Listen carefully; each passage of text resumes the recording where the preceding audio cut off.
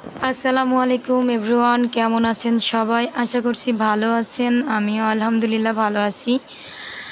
তো আজকে অনেক দিন পরে ব্লগ শেয়ার করছি, কারণ আমরা সবাই তো জানি আর কি বাংলাদেশে নেটের অবস্থা।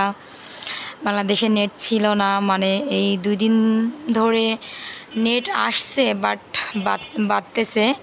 ব্লগ শেয়ার করার মতো পরিবেশ ছিল না, তাই ব্লগ দিতে পারি নাই।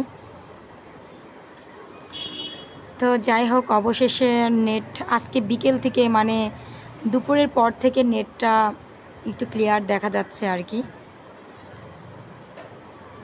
তো যাই হোক, নেট নেট না থাকাতে আমাদের আসলে সবার সবার অবস্থা খারাপ, মন মেজাজ ভালো না।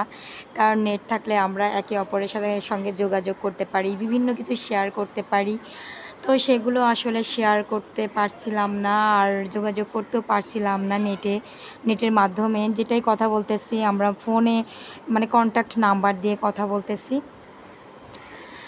তো যাই হোক, অবশেষে নেট দুপুরের পর থেকে একটু মোটামুটি ভালোই চলতেছে।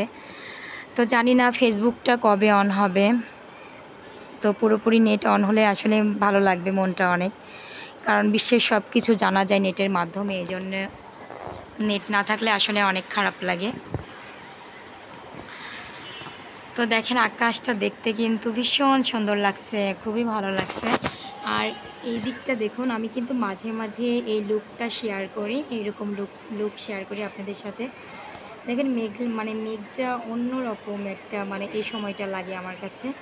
আর আমাদের হচ্ছে বারান্দা জানালা দিয়ে অনেক সুন্দর লুক পরিবেশ দেখা যায় আর কি। এই যে